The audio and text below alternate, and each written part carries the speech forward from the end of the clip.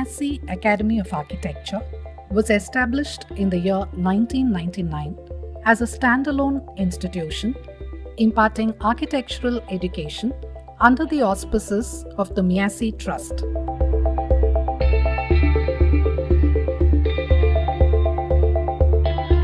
Muslim Educational Association of Southern India, a 104-year-old trust. Located within New College campus in the heart of Chennai city, the Academy has the approval of the Council of Architecture and is affiliated to Anna University, Chennai. The Academy offers an undergraduate course, BArch, with a current intake of 160 students and 2 PG courses with an intake of 20 students each, one MArch General and the other MArch Real Estate Development.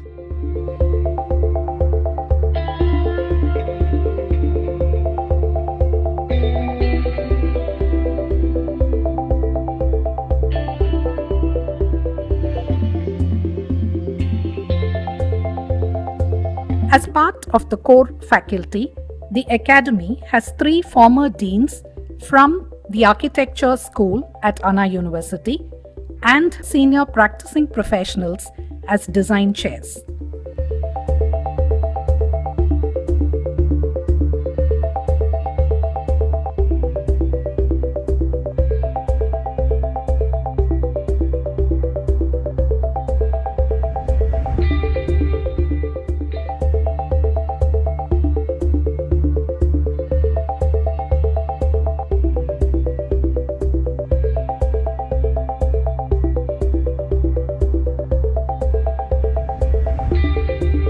With support from the management, the institute is spearheaded by Professor N. Altaf Ahmed, Director, with his team of highly qualified and experienced faculty from across India and abroad, from US, UK and Netherlands, with specific domain expertise.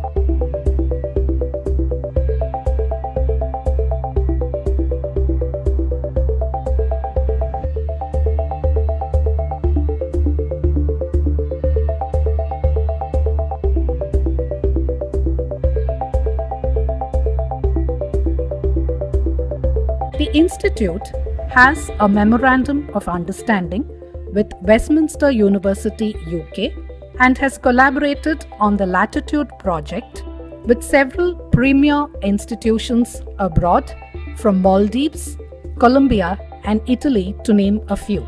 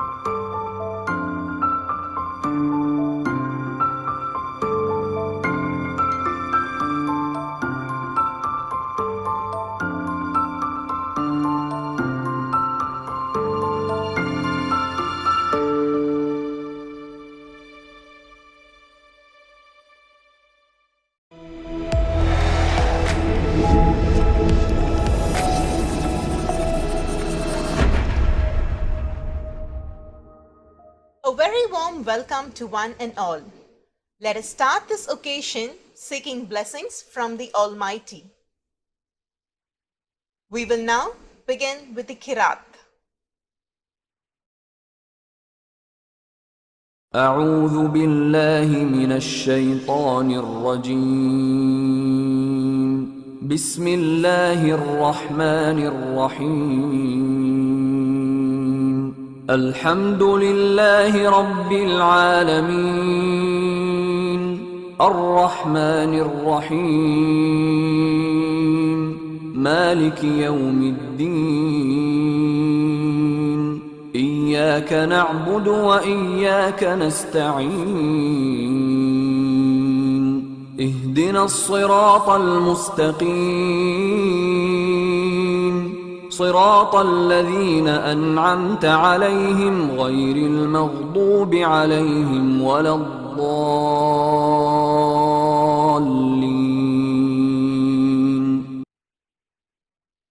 We will now have the Tamil Thai Varth.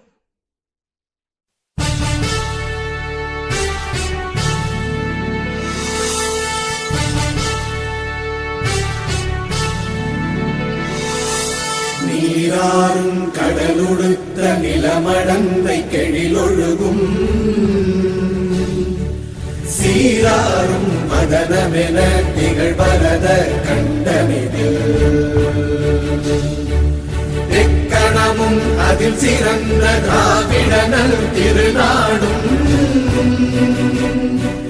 தக்க சிறு பிறை நுதலும் தரித்தனரும் திலகமுமே திலக வாசனை போல் அனைத்துலகும் இன்பமுற எத்திசையும் புகழ் மணக்க இருந்த பெரும் தமிழனங்கே தமிழனங்கே உன் சீரிழமை திறம்பியந்து செயல் மறந்து வாழ்த்துதுமே வாழ்த்துதுமே வாழ்த்துதுமே.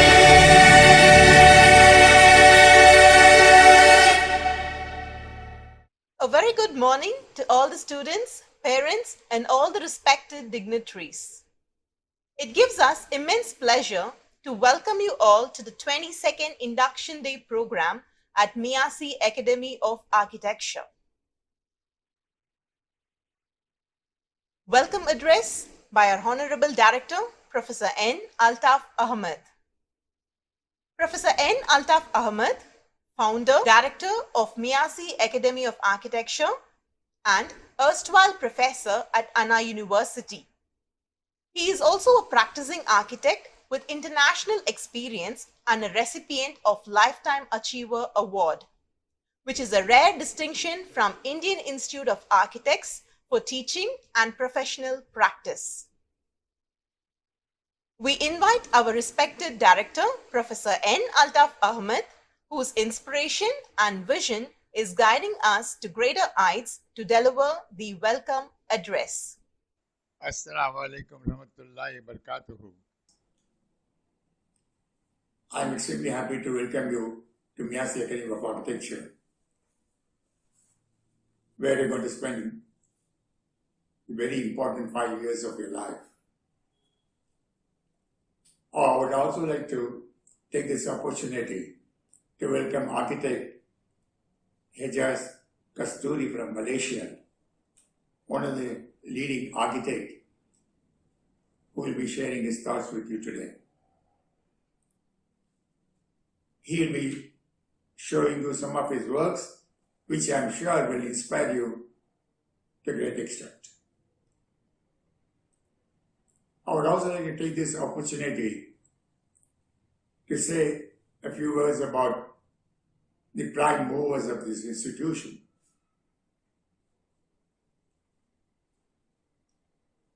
We have Janab Muhammad Abdul Ali Azamja,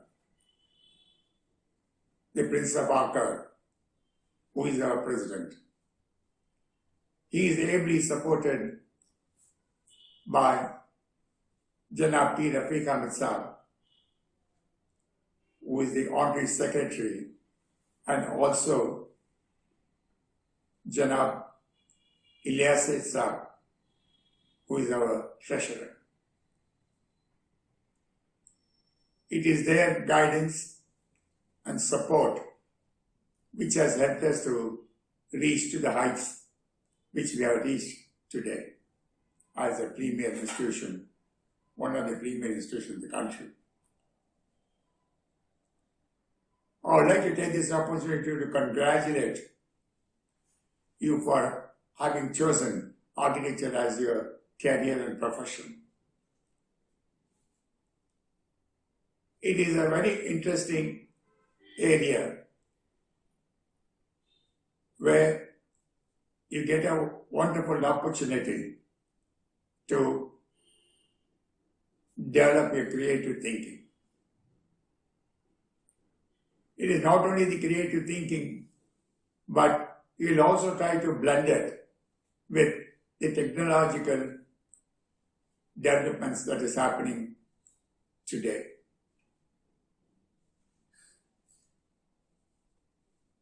It is a very interesting and vibrant area where you not only you learn about designing buildings, but also other areas which has become part and parcel of the architecture profession today.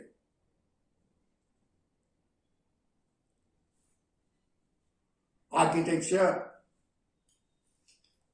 today, I should say the other way, a student of architecture, what you should do is look into the past, understand the present, and anticipate the future and develop his thoughts. Architecture of any period reflects the socio, cultural, and economic development of that particular period. So it is just not the building. It tells you so many other things. It tells you what happened in that particular period of time. You be it a pyramid, or the Taj Mahal, or Burj Khalifa, the tallest building in the world today in Dubai, tells you a story, gives you an idea as to what happens when it was constructed. It tells you about the attitude of the society. It tells you about the availability of materials. It tells you about building technology that is available at that particular period of time. It is a very interesting course where we teach you not only how to design a building, but we also teach you subjects like structures, air conditioning, lighting, acoustics, plumbing, town and city planning, climatology, and many more. So, learning architecture has become a package which includes all these factors, so that when you go out of the institution as an architect, you are aware as to what is expected out of you or what you should be concerned about. Architecture does not confine to one building today, it's gone beyond that. Multiple buildings.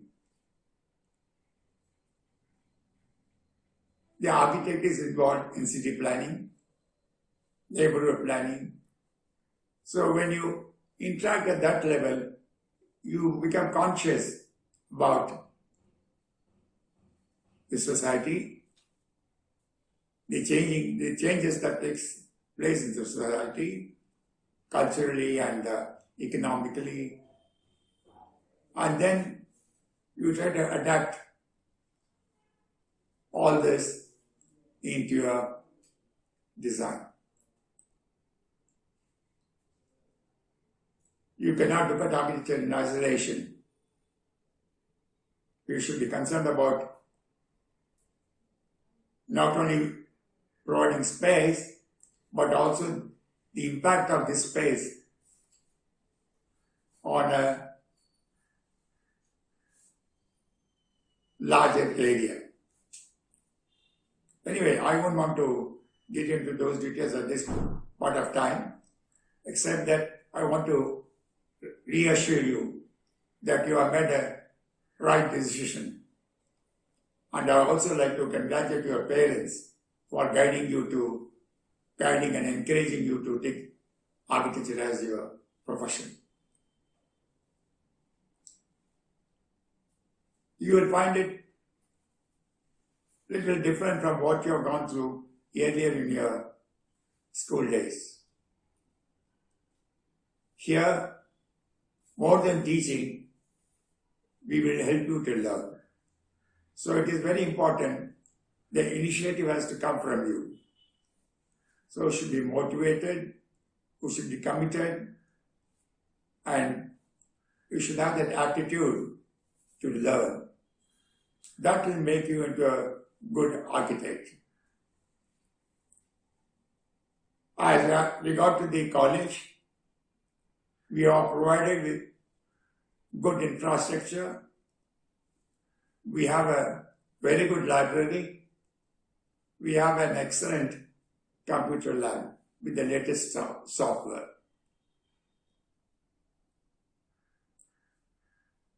We have a management which does not hesitate to provide the best to help us to provide quality education.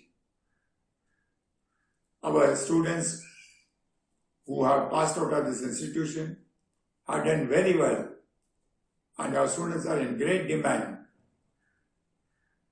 all over the country. I get a lot of requests from senior architects from different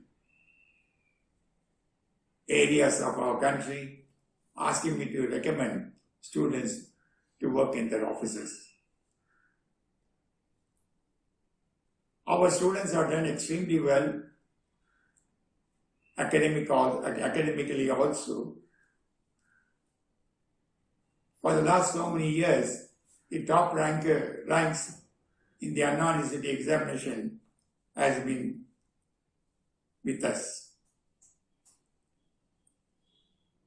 We also have a tie-up with the Westminster University of London, where our students go once a year to participate in workshop and also take part in competition. I'm extremely happy to tell you that sometime back our students participated in a global competition and they came first at the global level. We are very proud of these students. Now, there are a few things I would like to tell you. On our part, we will not hesitate to give the quality and best education. But your effort to learn is also very important. The first year you may find it a little difficult because the teaching and learning method may be a little different from what you have experienced before. But all that we have to do is we should know how to manage your time. Once you learn that, they can very easily handle the first year.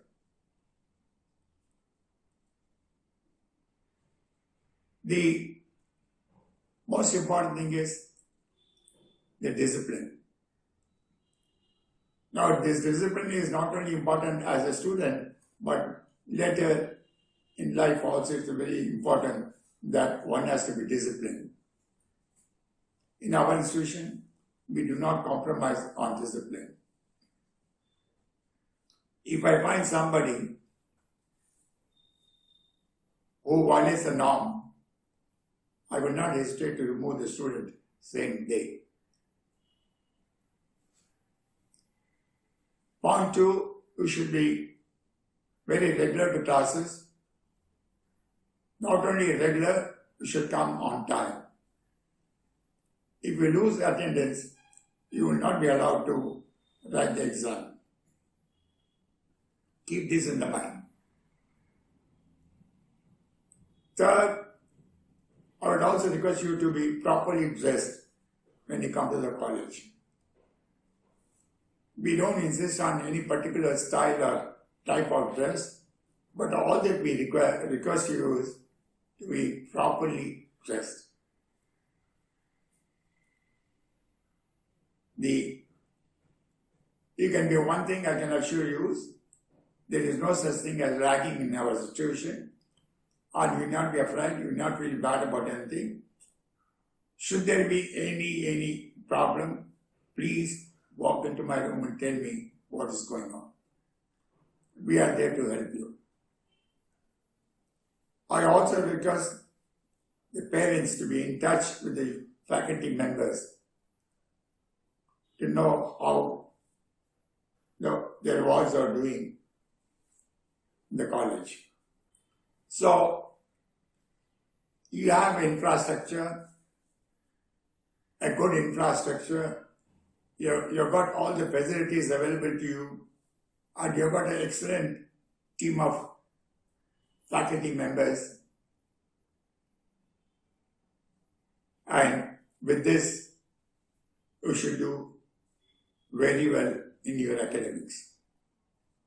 Almost all the senior architects in the city, they come into our institution as visiting faculty. So it is just not teaching you something out of the book alone. We go beyond that. We get these architects to come and share their experience with you so that you know what is happening around the world.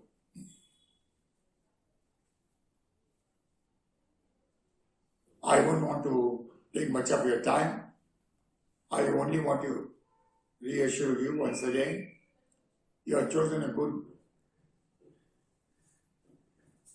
career and good institution, and I'm sure you'll enjoy doing your architecture in the next 5 years. I wish you all the best, and I'm sure you'll enjoy the next 5 years. Thank you. Thank you, sir, for the welcome address. Inaugural address by our Honorable Chairman, His Highness Nawab Muhammad Abdul Ali Azim Jah, Prince of Arcot, Chairman, Measi Trust, Chennai. Born in the Royal House of Arcot, His Highness Nawab Muhammad Abdul Ali Azim Jah is the eldest son of His Highness late Nawab Ghulam Muhammad Abdul Qadir Azim Jah, the then Prince of Arcot. The Nawab, who is very active in social and public life, is a well-known peace activist and is involved in many social, cultural, educational and religious organizations. He is also the chairman of Muslim Educational Association of Southern India. We invite our Honorable Chairman, His Highness Nawab Muhammad Abdul Ali Azim Jah, Prince of Arcot, to give the inaugural address. Assalamu alaikum wa rahmatullahi wa barakatuh. Our respected Honorary Secretary, Janab T. Rafiq Ahmed Sahab, another respected Treasurer, Janab Ilyas Said Sahab, our great asset to the Measi Academy of Architecture, Professor Altaf Ahmed Sahab, the Director of the Academy, dear brothers and sisters. Today is a very good happy occasion of induction of new students in our Measi Academy of Architecture who will be joining to study architecture. I greet all students. I greet the parents and guardians of their children for having admitted their children in Measi Academy of Architecture, by the grace of God, one of the best institutions in India and one of the leading top institutions in Tamil Nadu. And it is a very popular name, Measi Academy of Architecture. We have a good faculty members who will be totally dedicated to their service to teach the students. My request to my dear students, the new students who have joined, to pay more attention to your studies. Architecture is a very fine line of education, and inshallah you will be one of the top architects, not only in India, you should also be internationally. Yes, this is a moment of pride for you, no doubt, my dear students. Some of you might have felt excited, some of you would have felt scared for having joined this line of studies. I'm sure it will be a very easy task for you to complete your course and become a great leaders in the field of architecture. You have an excellent director, Professor Altaf Ahmad Sahab, who will be the real asset for you. He is a thoroughbred in his own way. And you have, as I said, very good faculty members, experienced people who are paying attention to the students in whatever manner possible to see that our students comes the best in the country. My dear students, you must always remember in your life that discipline is the most important, the conduct and character is most important. There is a very famous saying that three things we have to remember in life. If wealth is lost, nothing is lost. If health is lost, something is lost. If character is lost, everything is lost. I wish all my new students who have joined the best in your studies, all success in your studies. And as our T. Rafiq Ahmad Sahab, Honorary Secretary, had mentioned certain good points, you must remember that always. Please serve the nation, serve the society. And please respect your parents and teachers at every stage, so that tomorrow your children, your friends, your well-wishers will respect you. With these words, I once again wish you all happiness and success in your studies. Be one of the best students in the country and do good designing of structures. You see, in foreign countries, you see beautiful structures. So why not in India? Why not in Chennai? See that good structures, good buildings comes up, and the name and fame of our Measi will fly high. With these words, I say once again, congratulations to all of you and wish you all the best. Thank you. Thank you, sir. Motivational address by Honorable Secretary Janab T. Rafiq Ahmad Sahib. Janab T. Rafiq Ahmad Sahib, Managing Trustee of the T. Abdul Wahid Charitable Foundation, the social arm of T. Abdul Wahid Group of Industries, which promotes women's education and employment. He is a member of Executive Council for Justice Bashir Ahmed Saeed College for Women, formerly SIET College. He is also the president of the Anjuman-e-Imayat-e-Islam. He is also the secretary of Muslim Educational Association of Southern India. We request our Honorable Secretary, Janab T. Rafiq Ahmad Sahib, to deliver his motivational address. Respected President Nawab Muhammad Abdul Ali Azim Jah, the Prince of Orchard, Honorary Treasurer Janab Ilyas Seth Sahib, the Director of Academy, Professor E. Altaf Ahmad Sahib, all the faculty members, and my dear students. Assalamu alaikum rahmatullahi barakatuhu, and a greetings from the Measi Academy of Architecture. Today is your first day for you in this academy. I first of all would like to congratulate you for having been selected as a student of this prestigious institution, the Measi Academy of Architecture. You have been selected based on your merit. That you have to keep it in mind, because during the selection, the criteria what we have taken is the top meritorious students. Hence, you all have been selected based on a merit. Hence, I regard you all a highly interested and enthusiastic student who have come to this institution.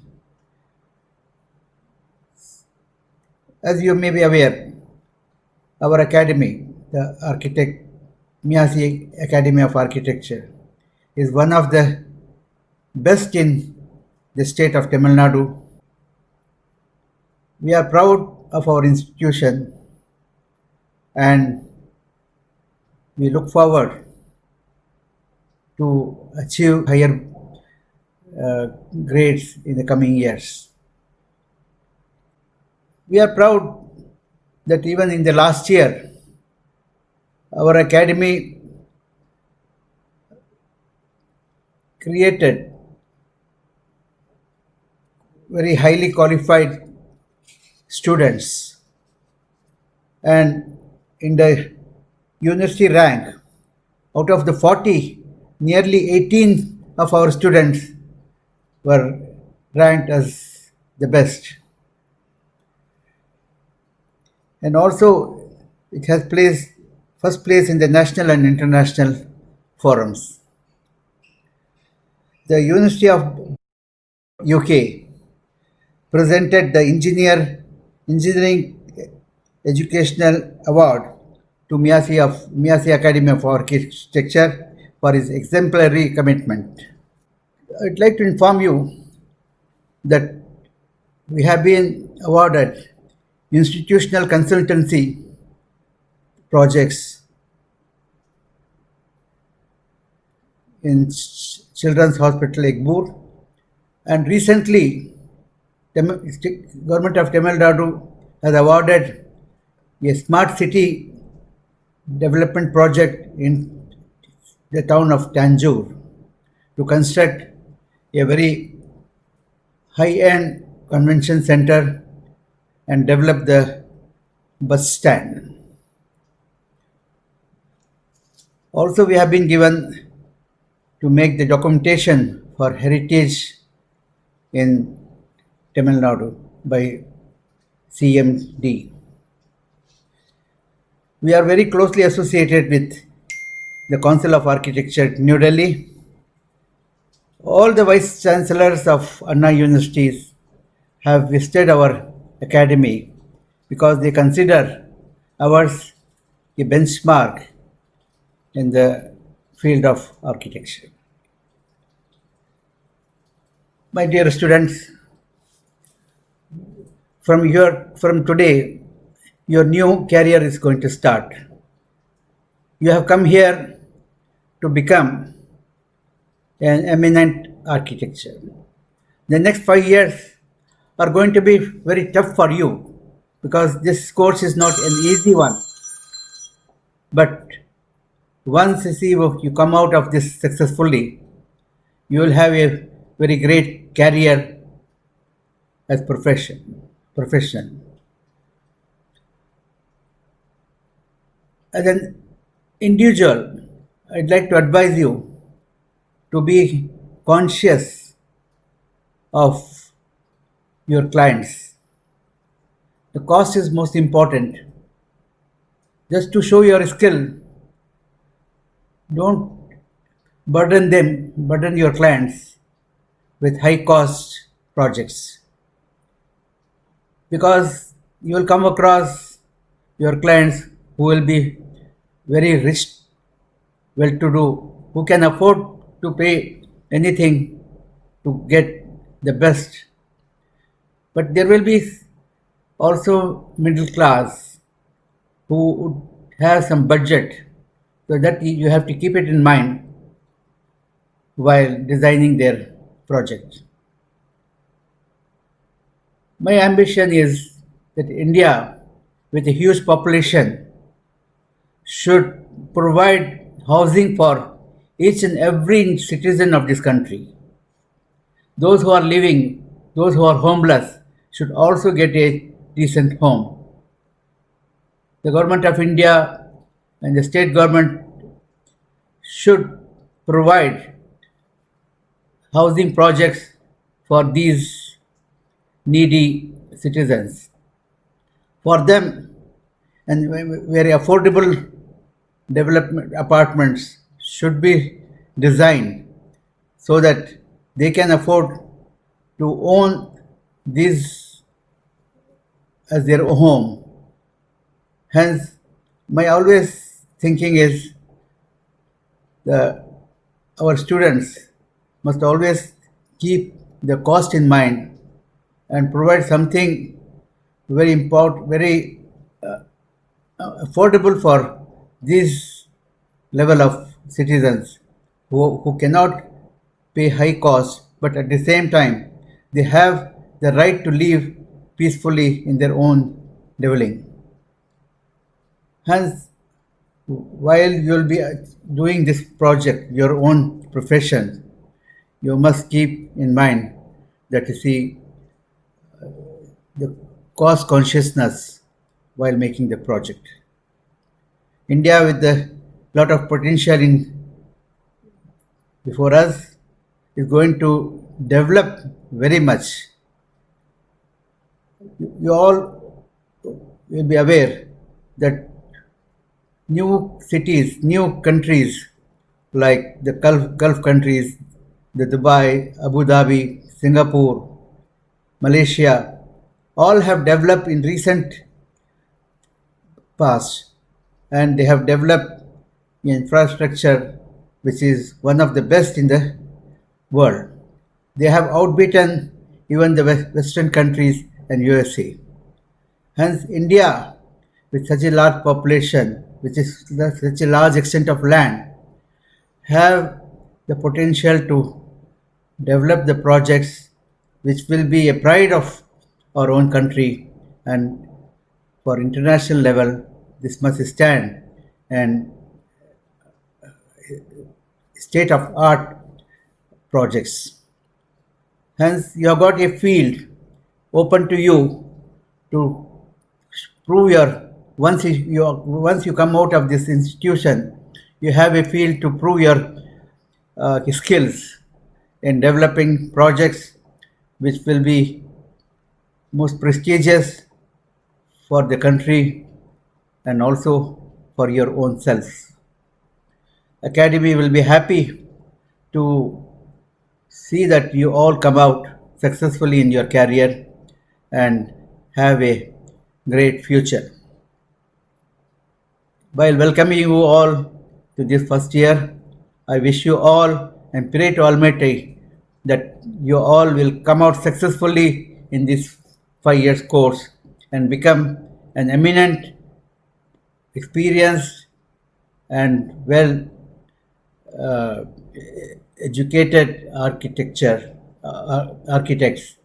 of the country, and I wish you all. At the same time, I wish your parents also that they have sent you to this great institution, and inshallah you all will have a great career in future. With these few words, I once again welcome you. At the same time, I don't want to forget the faculty members who are going to be with you in the next 5 years. They are very dedicated, experienced, and enthusiastic members who want to impart their knowledge to you so that you become something valuable for the nation. So I wish you all the best. Jai Hind. Thank you. Thank you, sir, for the highly motivating talk. Inspirational address by Honorable Treasurer Janab Ilyas Seth Sahib. Janab E. Ilyas Seth is the Managing Director of Alsa Marine and Harvests Limited and also the Secretary General for Seafood Exporters Association of India since 2005. He has over 30 years of experience in the fields of commercial transport, leather and seafood. Currently, he is the Treasurer of Muslim Educational Association of Southern India and actively involved in various other educational and social organizations as well. He is a chartered accountant by qualification. We request our Honorable Treasurer, Janab Ilyas Seth Sahib, to deliver his inspirational address. أعوذ بالله من الشيطان الرجيم بسم الله الرحمن الرحيم. My dear young friends who are all gathered here to take up a very exciting career for your future. You all have just got out of school and entering the most prestigious Institute of Architecture, the Measi Academy of Architecture. Not only in Chennai. Chennai is supposed to be the best, in Tamil Nadu too, and of course one of the top 3 or 4 in the whole of India. Well, first and foremost, Assalamu alaikum and good morning to all of you. Well, it is a matter of great, I think you people are very lucky to get in this kind of institute. I think you should have had a bit of that feel when you all were interviewed by not only the board of directors, by the director of Measi Academy of Architecture, Dr. Altaf, who is perhaps the best person to interview in the field of architecture anywhere in India. I can for sure, I'm myself a professional, though I'm in a different field. I can definitely vouch for that, and because I've been seeing him for a number of years, and I've seen the number of architects he has turned out year after year after year, and how many architects today are so grateful to him for having guided them in their careers. He is no doubt a master architect. Not only that, and he also, I think, has brought up such a good team in the Measi Academy of Architecture. Again, I would say that you will not be able to see such a team, such a professional team, who will be imparting to you the best in this field. Again, anywhere in India, I think that you can challenge to any of your colleagues in any other place. That is why the openings in Measi Academy of Architecture are so much sought after, not only by students, but also by other architects to teach in Measi Academy of Architecture. So you will find here, during the course of your learning over these next 5 years, that this training that's going to be given to you, the teaching that will be going to impart to you, will be the best, and it will be so open-ended, and so much of interaction in a very friendly, also in a very disciplined manner, that you'll all learn a lot. A lot depends on you, on how you get the best out of the best institute. So I think even your parents must have made a lot of efforts in trying to get you into this institution. Of course, almost all of it is on merit. Okay. Of course, ours is a minority institution. We give preference to minorities in the management quota. but we take all communities got an entry to this prestigious institute, and they'll all be treated in the same manner, in an equal manner, because the parent organization of Measi Academy of Architecture, that is Measi, Muslim Education Association of South India, which runs the new college, which runs Measi Academy of Architecture, which has Measi Institute of Management, Measi Institute of Technology, and a school is also run by the same group. So the motto of Measi is to impart good education with good teachers. And the leader amongst all these institutions, by example, is Measi Academy of Architecture. So my dear young friends, you have such an exciting exciting 5-year period ahead of you. So the job of Measi Academy of Architecture is to train you all as not only the best architects, but also to see that you are trained as best good human beings, good professionals, and with a good kind of approach in life for you all to move ahead after that. The same Academy of Architecture also has got a post-graduation in architecture.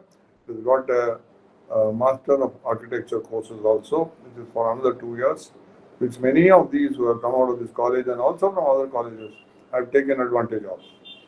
So, so much so, what you also will be really having access to is practical experience.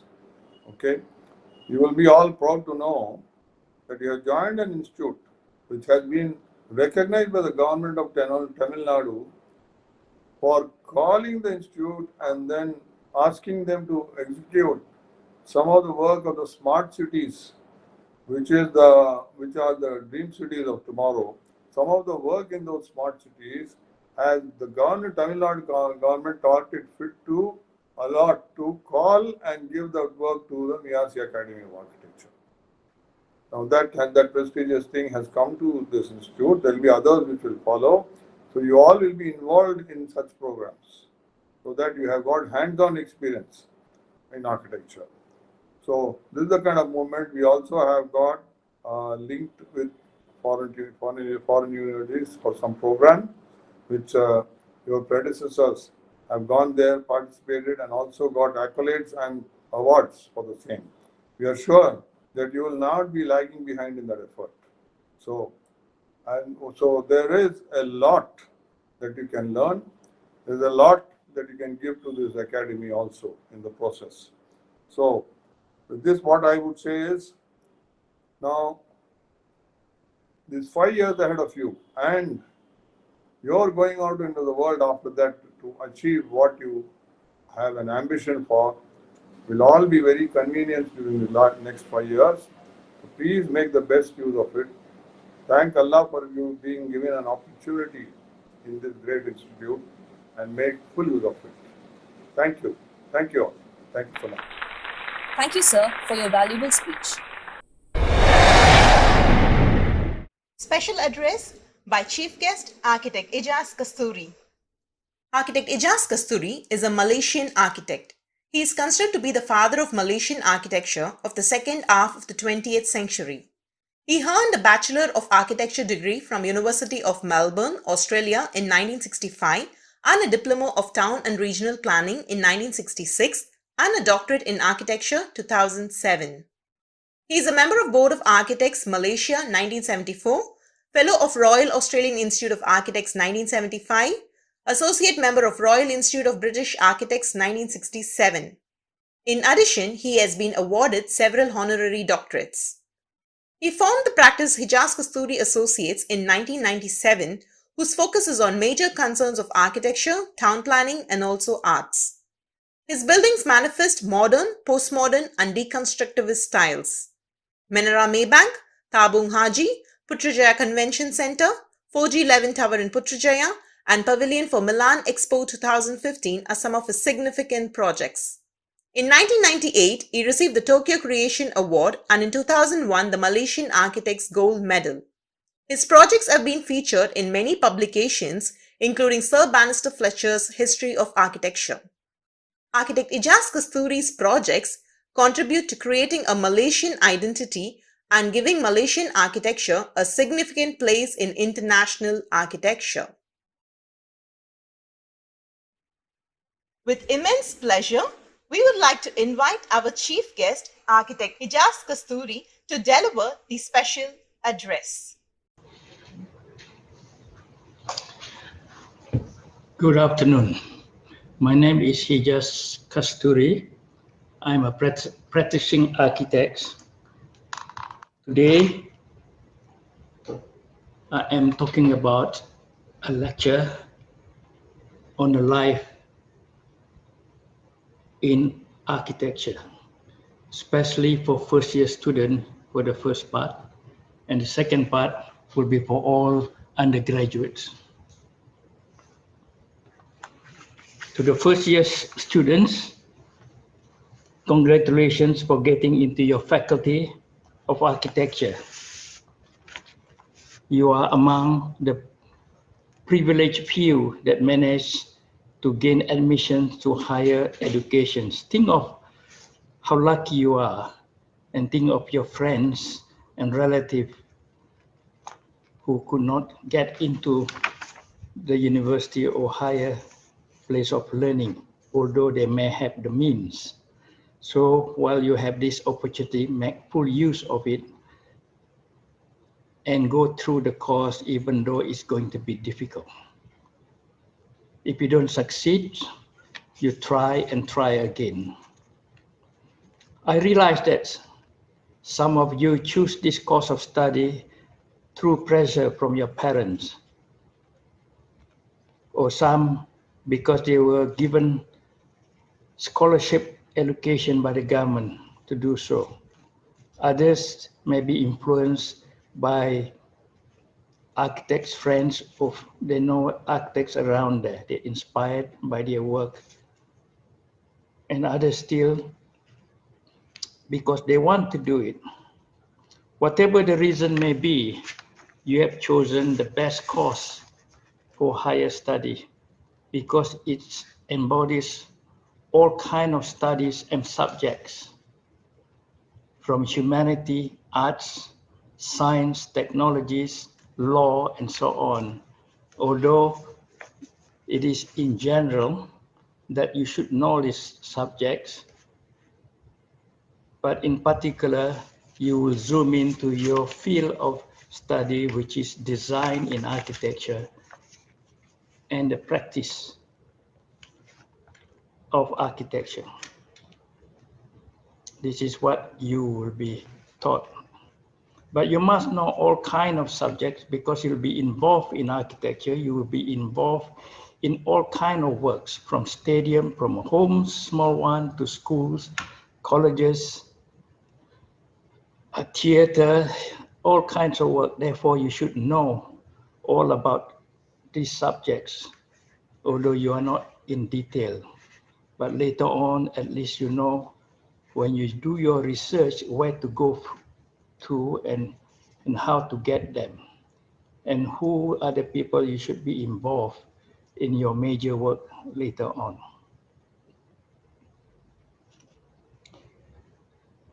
This is a course that takes a long time, as long as 5 years. And even so, you cannot cover all the fields of studies that is needed to have a wholesome education. But that's enough to start with, and later on you got to follow through with all kinds of studies. Now, while you're at the campus in the higher school of studies, you make use of your time because this is a period, the best time of your life. And later on, you will never get the liberalism, the freedoms of thoughts and doing things in your life. So make use of it. But at the same time, try to participate in all kinds of what the university or college life can give you, just not your work. That's not enough. You've got to open up. You've got to have learn how to get social skill, how to debate, how to listen to other people and get opinion of other people, and studies all around in that way. In particular, you must have some kind of quality in architecture. First of all, of course, your interest in architecture. The rest is what is associated with architecture. As I said before, a lot of subjects entail in doing architecture. But the most important thing is you must have the stamina to work hard and at long hours, because architecture require that kind of quality. Of course, at the university, you go through the learning process. The first one is, of course, the formal knowledge that be given by your lecturers or your tutors. But it doesn't stop from there. There is only a prerequisite knowledge that required in your syllabus to pass on and getting your degree. But you should have broad-minded liberalism and always inquisitive mind to know how things are made, how buildings are formed or put together. And that is the best education of all, is observation. Always observe around you, your surrounding. If you sit down, look around you at your corner, how it was done and it was built, how big it is and so on. And learning process is everywhere, not only formally in education, in the studio or in your classroom, but today's, you are open up to all kinds of informations, not only from friends, by talking to them, or from your elderlies, or even from your internet that's full of information, you can get it. So develop that. Two things you must develop. A is sustainability in yourself, that you have a lot of stamina to work long hours and to absorb everything that you see and become a memory, or become a visual memory, that like a computer, it can come out when you need it later on. And that's how you should have that quality of the inquisitiveness and always wanting to learn something and work hard. So what is architecture? Architecture, in simple definition, is the art and science of building. You don't have to know a long definition, and always keep this in mind. I repeat again, architecture is the art and science of buildings. Underline the art and science, and forever you will be consciously know what it means. All man-made structures and built environment can be buildings, but not necessarily architecture. For architecture, buildings must have aesthetic values. Human beings are adaptable and resilient creatures. They can form their own habitats and initiate their own survival in any circumstances and in any places, be it in the hot, arid desert to the coldest, snowy countries. In fact, human beings can live in a box if there is enough ventilation for the oxygen for you to breathe and light to see. But that is not enough. Your inner soul is always seeking for beauty.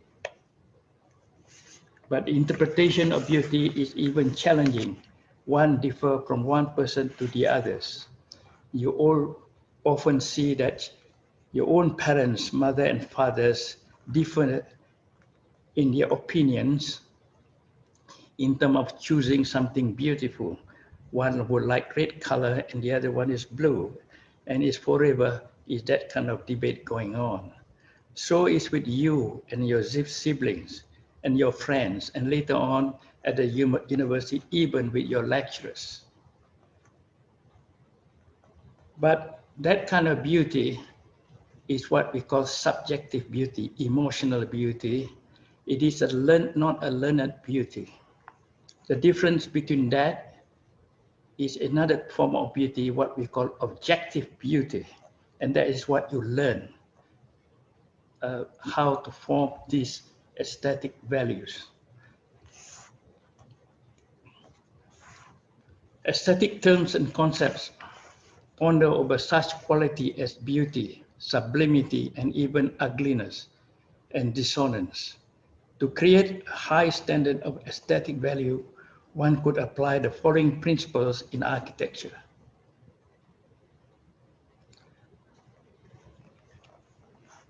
In different periods of time and different countries and different cultures,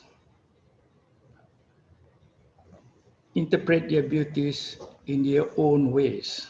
Sometimes in some countries, women with long necks, for example, or lips, hanging lips, or earlobes are beautiful. In some countries, they think that bulbous female is beautiful. So it's cultural value. So you can always argue in that point. We got to come into a system that everyone at least agree on certain concepts of what is beautiful. And this is why the universe concepts of beauty has been designed through a learned process from centuries ago, from the time of the philosophers, Aristotle, Socrates, and so on. They were talking about beauties even until today. But along the way, somehow or other, in terms of learning of beauty, we have a certain concept and put forward as the grammar of design. It is like language, you have grammar so that you can make other people understand.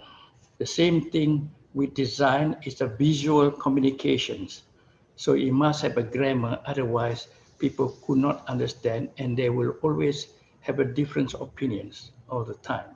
So this is how the grammar of design is come about. It is about proportion, solid and void, scale, lines, light and shadow, textures and granularity, balance and symmetry, patterns and geometry, and color. Let me briefly explain one by one in detail.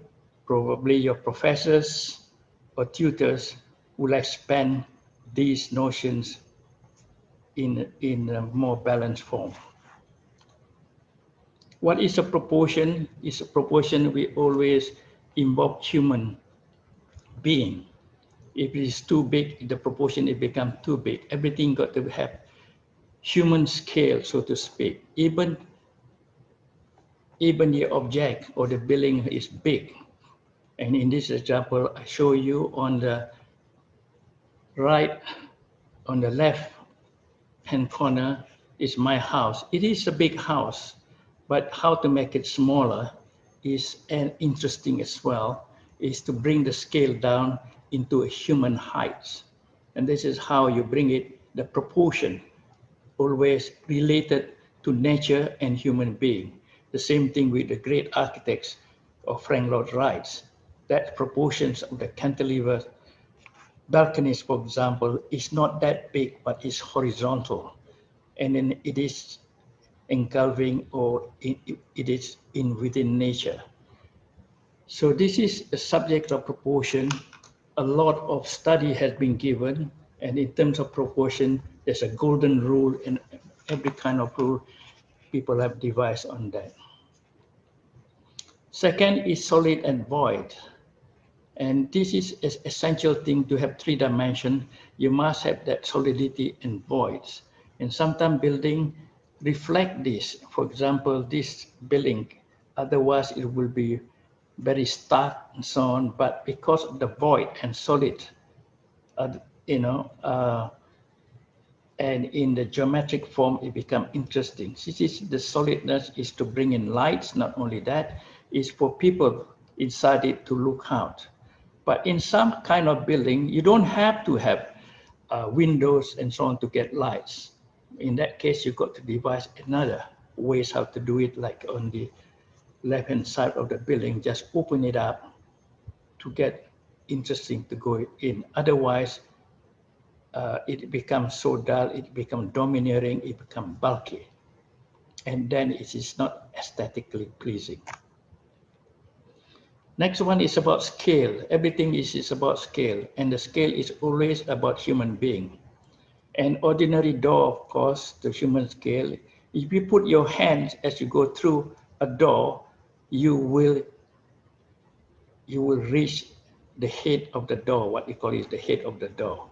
And if you put your arm to your hips, you can pass through the width of the door. That's about the scale that been used repeatedly to bring it human scale. If the building is big, you got to break it up, for example, so that it is bringing back into human scale. On the left-hand side is a famous building. It is a huge building, the requirement is so big. And yet, because it brought up into the scale below it of human height, from floor to ceiling, everything seemed to be fitted into human scale. Lines plays important part, as we all know. Straight lines give you that steadiness, strength, and so on. Horizontal line is almost going in, something into the earth and so on. And curved line is dynamic line. It shows the flows. And it is how you use lines in buildings, not only in design, in buildings, but also in visual arts. They show the same form for their aesthetic reasons. And the left one, you can see the horizontal lines. That is in a way, the basic thing is about lines. And on the right one is Tabung Haji in Kuala Lumpur is emphasizing vertical lines. Light and shadows play an important part. It is light and shadows that give the solidity of the buildings. Otherwise, it has nothing except a block or just a mess.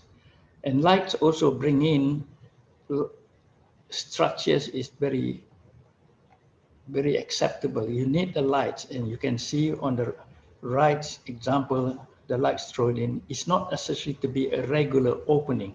It can be interesting as an abstract art in this case, with windows smaller and bigger and become exciting in that way. It is a play of lights. And the play of lights on the left, it gives you the strength and it tell you what is the roof looks like. And it gives the feeling of solidity.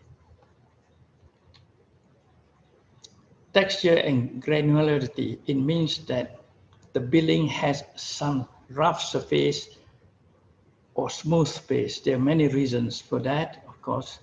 With the rough surface, the light, when the light hits the wall, it dissipates. It doesn't give you that kind of reflection that can be of glaring.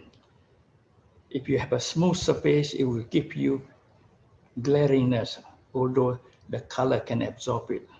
And this is 2 examples of textures and granularity. Another needs in terms of good design is to have balance. Otherwise, your eyes looking at the object are not restful. It must have a balance. And this is an example of a buildings that has balance, 2 groups of buildings. When you look at it, somehow it's restful to your eyes. Patterns and geometry is the most exciting parts of architecture because you can devise all kind of pattern or all kind of geometry. On the left-hand side is what they use for the roof, a tile roof, but using a colored tile roof to make a patterns out of it. It's like almost like embroidery. On the right here is a pattern on the facades by using the structural elements. So that facade, as you see in X form and so on, is not only a pattern, but is also a structural cantilever. Color, of course, the most important part. And as you know, again, with color, different cultural values adapted to it. But color can also absorb light, and it can make a building bigger or smaller. If you go into a room with a dark color, you feel that the room is smaller because those color is going nearer to you.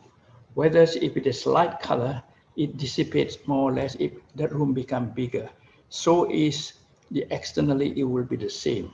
But color is most important because it has kind of not only national kind of adaptation or adoption, but it also has cultural value. For example, on the left, in India, people love to have all kinds of color. This is because in a way of the hot country, most hot countries, people use hot color, whether it's in Brazil, in South America, their choice of colors are very bright.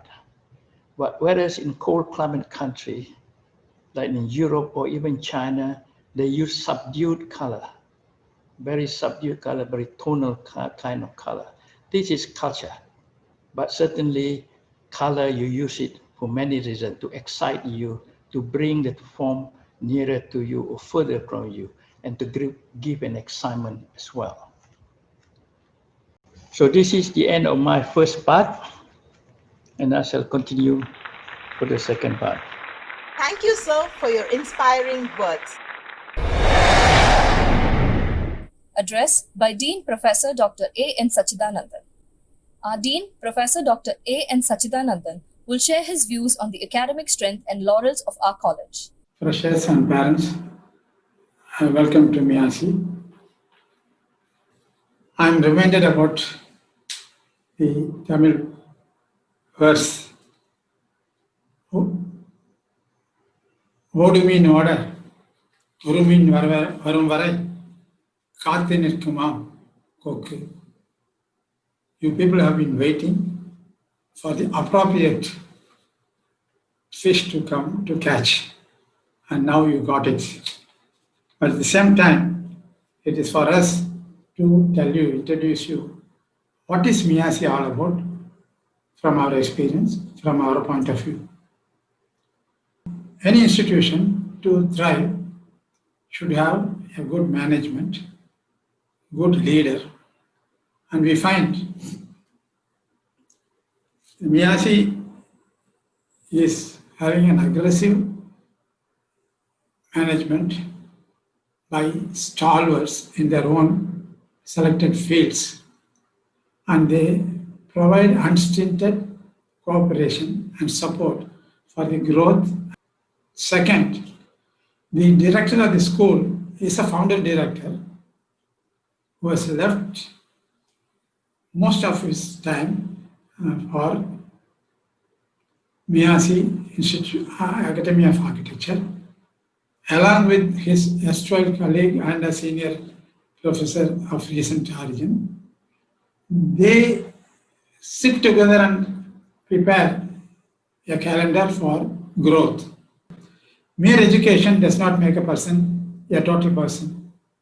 We like to have a strong educational base and a very good and confident decision-making power, which is essential for architectural designing. Having said that, we thought our students should get exposed to this sort of a style of functioning in the design studios. And along with our 60 staff members at various times, parts of the time, we bring in as many as 30 architects, senior architects practicing in Chennai and elsewhere to support us wholeheartedly in the design, thesis reviews, and the dissertation. We have 2 master's degree programs in architecture. It is not just a master's degree, but then the correlation between master's degree and the undergraduate teaching brings in a lot of advantages for the undergraduates. When the senior faculty go teach PG, come back to the UG, they bring in the ethos of the architectural thinking at the higher level and infuse it into the bloods of the juniors. Thereby, they start looking for higher things and also trying to do some research on whatever theme they have as a design at that particular point of time in their studios. In theory classes, we insist people discuss with the senior faculty before they form the design, theory lesson plans, and after that they modify it, they tune it, and finally only they go for taking classes. And they are always being mentored because immediately the mentors can improve upon the output of these staff members who are just taken up teaching. So this is another innovation that we have made. Then about the participation in events elsewhere. We have inked a memorandum of understanding between Westminster University, London, wherein 2 years back and a year before, we had sent teams of students, 15 and 18 respectively, along with 2 staff members, to participate in international competition on ground at University of Westminster. And in the first time, they won first and second prize in fabricating the design that has made into an architectural ensemble. And the second time also, they won third and overall best prize out of the 20 or 30 international institutions which participated in that. In the case of Lincoln, they attended 15 days summer school on future of architectural education, which opened the way for them to think in terms of going in for further studies elsewhere at different points of time. The broad-based education we give has given them that sort of an option to face the riddles of life elsewhere independently. Right? So then we get into the conventions, seminars, summer courses, and visit to works. Visit to work is one thing which is staunchly made compulsory by our institution for even every theory subjects wherever it is necessary. So that makes them very much exposed to reality of life, and that they love it much. Then that has made the way for them. When they go apply for apprenticeship training, they see the label, then immediately they are called for an interview based on their portfolio. Most of the times, 99% of the times, they are given precedence over others from many other schools. I would like to conclude quoting from Tamil again. Varambuyera நீர் உயரும், நீர் உயர பயிர் உயரும், பயிர் உயர குடி உயரும், குடி உயர cone உயர்வான். What does it mean? If there is a boundary conditions which is well defensive, if there is a resource like water, if there is a, let us say, raw material like paddy, then if there is a fellow who looks after the farmer and the product is going to be sumptuous, more than expected. If that is the case, what more anybody will look for? And automatically the ruler or the leader of the team will be feeling fabulous. Hopefully, this fabulous feeling which we have been having all these years, you will continue to take the mantle, take it to further heights, and feel proud of, improve yourself, benefit yourself, and finally, okay, do some part of its benefit to Measi's name. With this, I congratulate you fellows again. Thank you. Thank you, sir.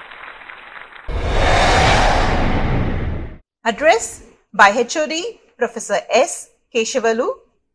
We request our Head of Department, Professor S. Keshavalu, to address the students and invitees on discipline and student welfare of our college. Welcome to 22nd Induction Day. This is 22nd Induction Day program. There has been a phenomenal growth of this institution since 1999 in terms of faculty strength, facilities, and student intake. Student intake has increased from 15 to 160 per batch, faculty from 5 to 71 full-time, apart from host of part-time faculty, infrastructure from modest building to a 3-storied front block, rear block, and annex with a state-of-the-art CAD lab, auditorium, and library. You would have seen all this in the video. The strength of this institution lies with academically strong faculty and dedicated students. You are joining this institution after a tough competition to add to the standard, credibility, strength, and reputation of this college. From school education, you are entering into professional education. That requires maturity of mind and attitude to learn. All of you have gone through NATA examination, and therefore you have the aptitude to study architecture.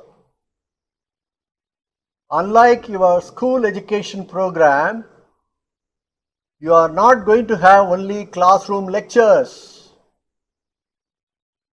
There will be seminars, workshops, case studies, visit to worksite, participating in national and international competitions, interaction with faculty, peers, spending time in library and educational tours. Learning takes place in all these forms. You have the freedom of choosing professional electives, web-based courses during your 5 years of study. The course details will be dealt with by the principal. Our students have been scoring top ranks in the Anna University examinations consistently for the last few years. They have also won prizes in international competitions held in Westminster University, London for 3 years continuously. At Measi Academy of Architecture, we are insisting on strict discipline. Because of that, many parents are admitting their girls here, and now we have close to 350 girls studying. You should follow strict code of conduct. All of you must be present at the college at least 10 minutes before the starting time. Follow a decent dress code. Wear mask. Follow social distancing norms inside the college also. And use hand sanitizers that are kept near the front door. We also have thermal scanners to check temperature. No student can go out during college hours. You will be assessed by continuous internal assessment and end examination in each subject. Your performance will be monitored continuously and progress reports sent to your parents. We also have meeting with parents to inform the progress. We will get your feedback in class committee meetings. There is no ragging taking place in our institution. However, we have a strict vigil on ragging and follow UGC guidelines on this. We have formed an anti-ragging squad consisting of senior faculty. I'll read out the names. They are Engineer Leo Lawrence, Associate Professor; Engineer S. Nitya, Associate Professor; Architect D. Tashin Basha, Associate Professor; Engineer G. Tanigevelan, Assistant Professor; Mr. P. Balaji, Assistant Professor. You can report to them without any hesitation if there is any such incident. Many of our students continue to do their PG program in India, UK, USA, Italy, Germany, Australia, Singapore, and also work in firms abroad. Some of these alumni will be speaking to you later today about the study here and share their experiences abroad. With these few words, let me wish all of you a good learning experience in the next 5 years and set higher standards surpassing your seniors. Thank you, sir. Address by Principal Professor Dr. Monsing D. Devdas. Our Principal Professor Dr. Monsing D. Devdas will speak on the university regulations. A warm welcome to all of you.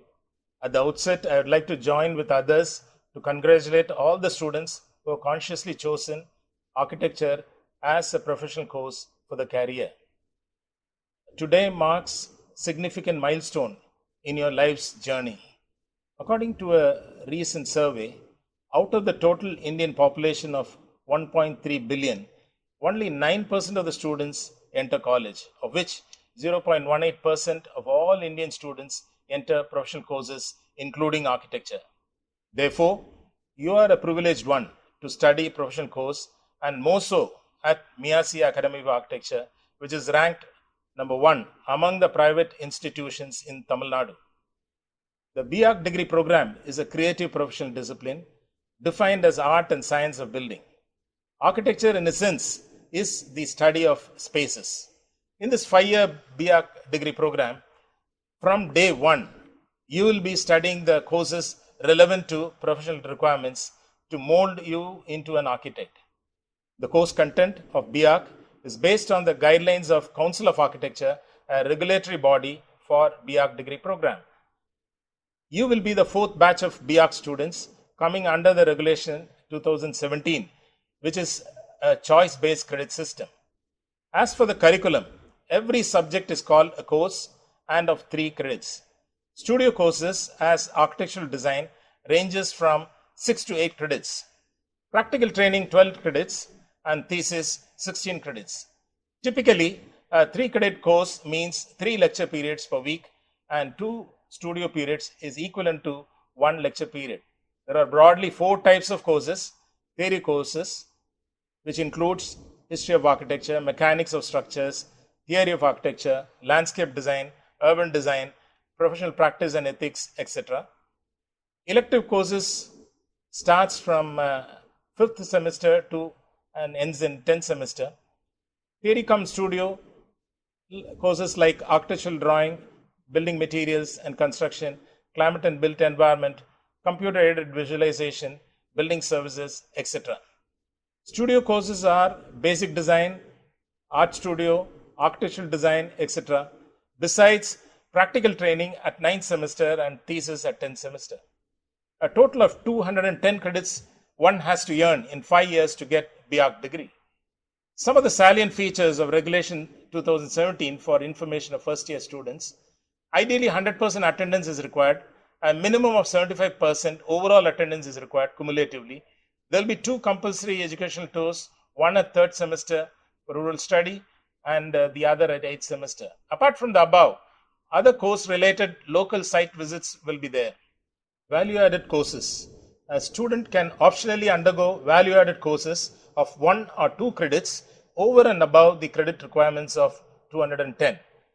Online courses. Students are permitted 1 online course of 3 credits with the approval of university.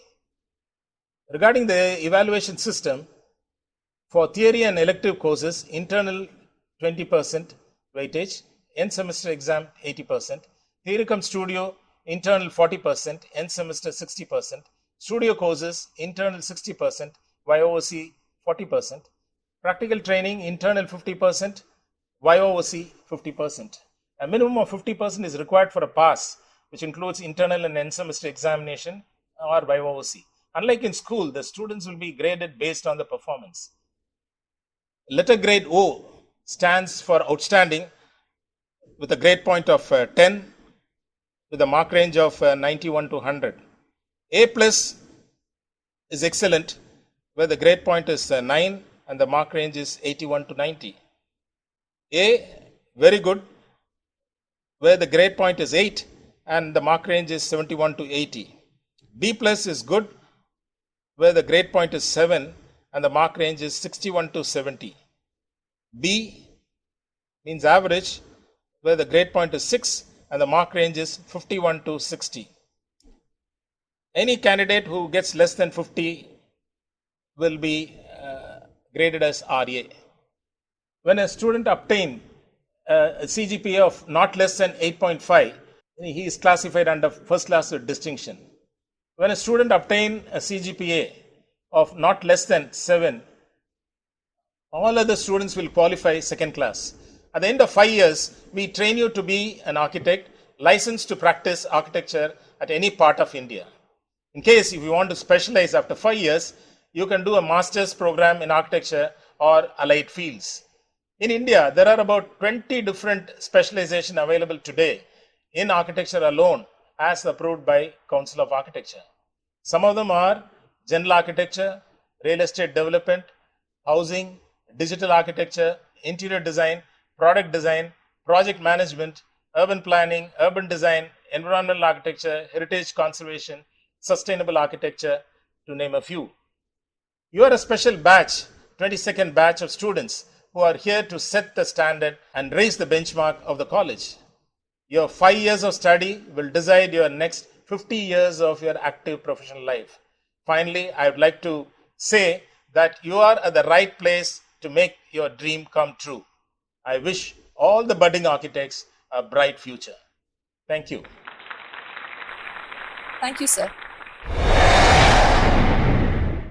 Vote of thanks by Professor Kunnakudi Srinivasan.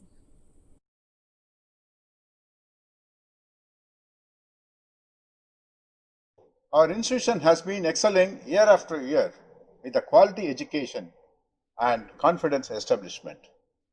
For making this dream coming true, our trustees have contributed a lots and lots of their energy and guiding mission all these successful years. Here I take this opportunity to propose a vote of thanks who all made this particular function a gala success. Honorable dignitaries, most valued and distinguished guests, aspiring architect students and parents, current students, faculty members, staff, ladies and gentlemen, my greetings to one and all. It gives me immense pleasure to deliver this vote of thanks for this magnificent event to all the dignitaries assembled over here. I would like to thank our honorable dignitaries, managing trustees, His Highness Nawab Muhammad Ali Azimza, Prince of Arcot, our beloved chairman, Honorable Janab T. Rafiq Ahmed, our honorable secretary, and Honorable Janab Elias Said, our treasurer, who all have taken their valuable time for gracing this magnificent event with their valuable presence and delivering inspiring and motivational speech today. Respected dignitaries, we are very fortunate to listen your valuable thoughts and guidance. Thanking you all for making a grand successful start for this academic year 2020-21. Honorable sirs, high benchmark we have set for ourselves and never say die attitude helps us to excel in our endeavors. I would also like to thank our director, Professor N. Altaf Ahmed. You also been initiative for magnificent laurels of our institutions. Thanking you, sir. I also take this privilege to thank heartfully our chief guest, architect Hijaz Kasturi from Malaysia, who have been a victorious architect practicing for more than 50 years successfully, have accepted our immediate invitation and graced this event with his lovable presence and grand note. Thanking you once again, sir. I also thank our Dean, Professor Dr. A. N. Sachidanandan, for his elaborate and valuable speech, which are guiding factor for the students. I also thank our head of the department, Professor S. Kesavulu, who is also a student-friendly professor. I also thank our principal, Dr. Monsing Devdas. I also thank our complete faculty members, who are the backbone of our academic strength, and also incidentally, each and every one has contributed to make this event a grand success.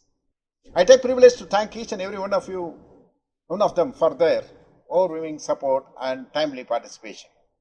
I also thank our administrative staff for their continuous support, and they are our steering force to have strong constructive operations of our institution. I also thank our non-teaching staff who are contributing extensively to upkeep our department and institutions in spick and span conditions with all the infrastructures available at all times for our faculty and students. I also thank all the chairman and managing trustee of other architectural institutions pan-India whose presence right now here were the jewels in the crown, and happy to note that they have come forward with love and affection and participated here with our heartful invite. Thank you all. Last but not the least, our special thanks goes to our parents. The success of every institution rests on love and support of parents. We are indeed lucky to get your unconditional love and support, so that thank you all, each and every one of you, for making this particular lesson a grand success. Finally, I would like to extend my wholehearted gratitude to our illustrious students who always live up to our expectation and who are our pillars of strength. Thanking you all for making this program a grand success. Thank you, sir. We request all of you to kindly join us for an inspiring and interesting second session where our chief guest will be presenting his architectural works and your faculty will be introduced to you, and there will be a demonstration by your arts faculty. Thank you all.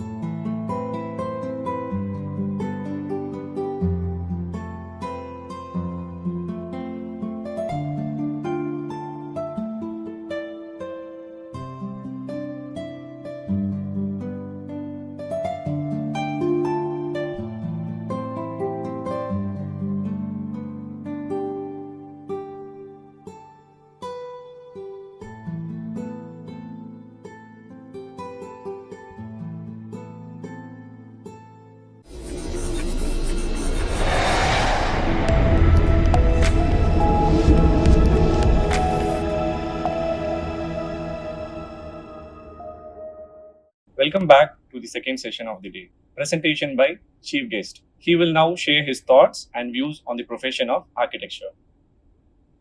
Right from the beginning of the years, you will be given projects to do, and this is the main thrust of your studies in architecture. And throughout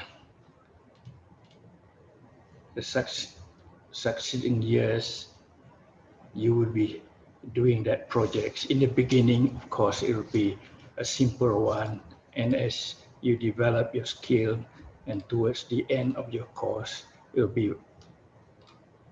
will be given a very complex projects.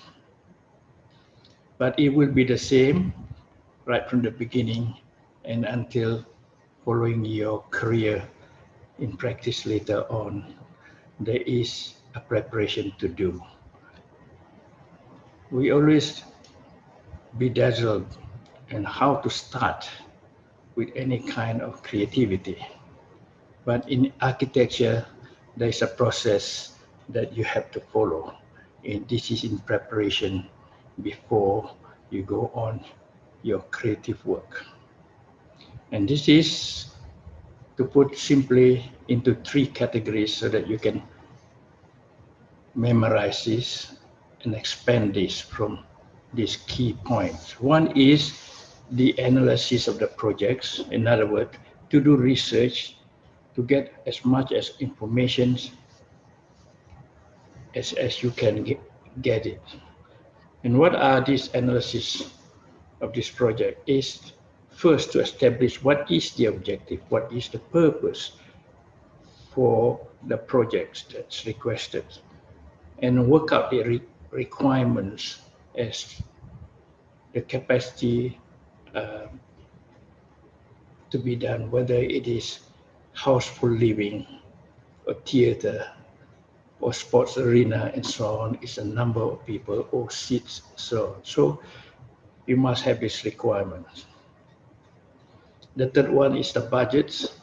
Obviously, you cannot have a carte blanche, although in some works, what they call it, signature works or iconic works, you do get a carte blanche kind of budgets, because they're looking for different things altogether. And next one is the site.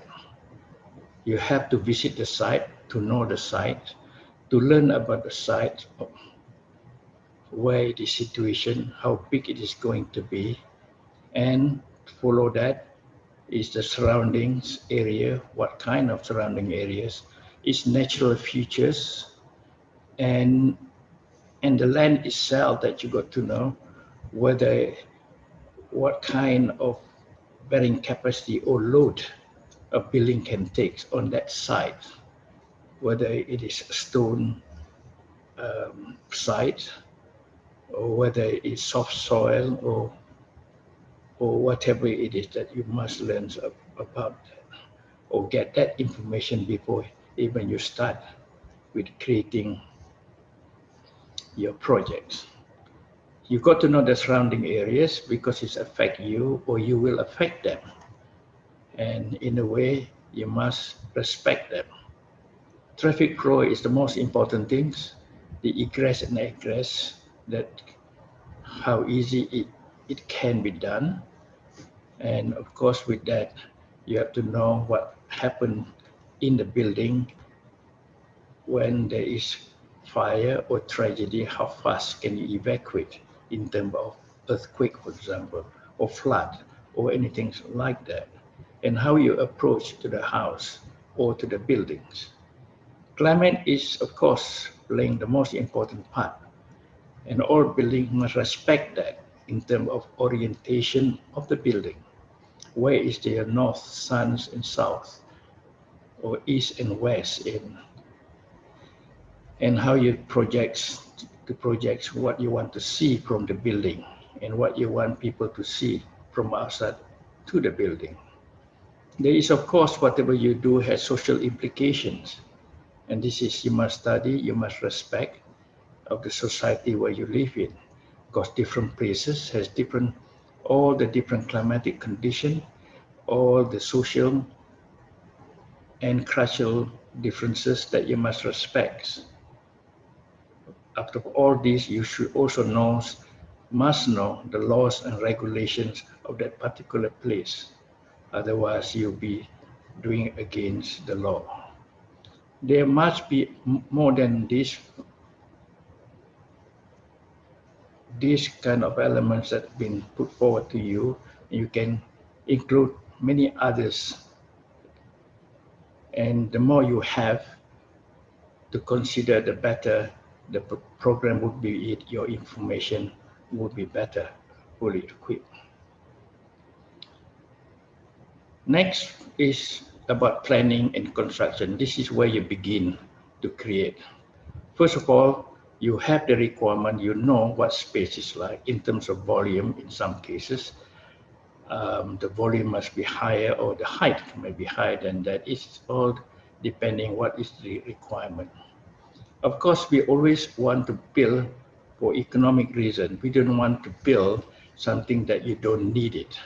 And this is why we have what we call architectural standards.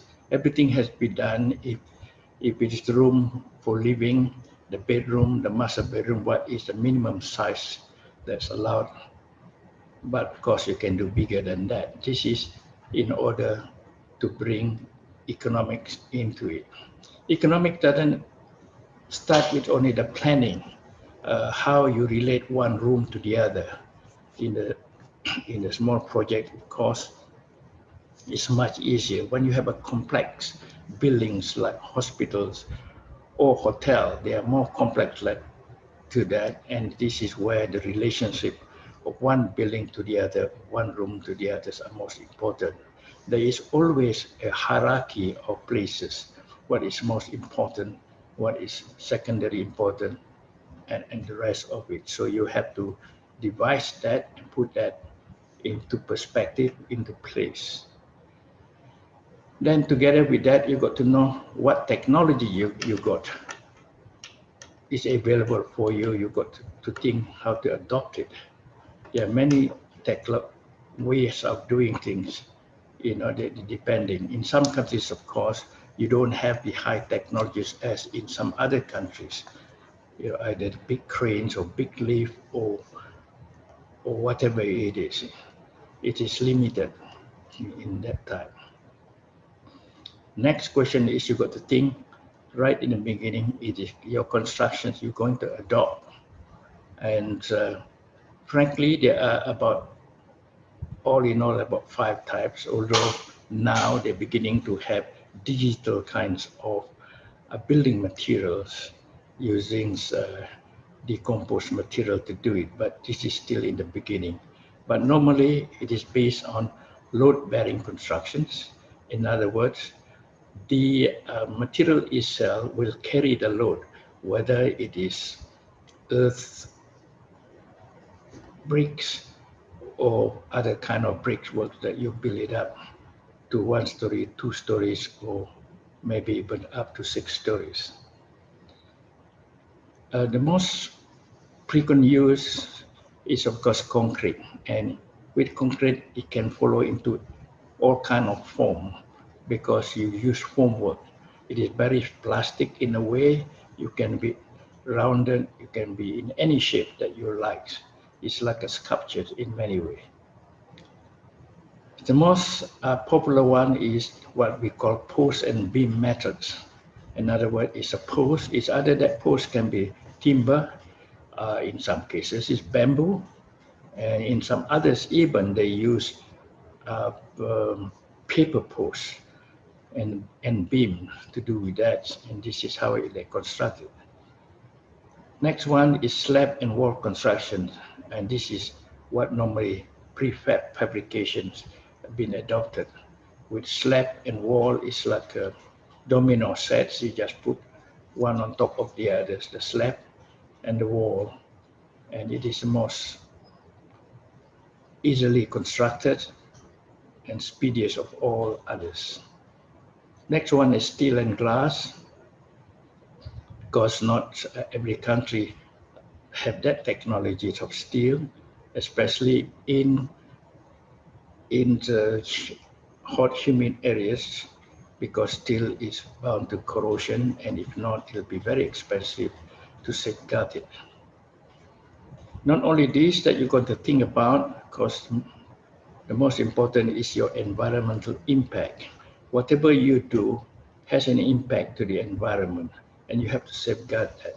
Not only when it's finished, this building, but also during constructions. What kind of material you use, what kind of technology you use, that has an impact on your environment. Of course, today's trends and what is important today is, of course, energy saving. And this is what we call green building. It is now become necessary in any creativity of architecture.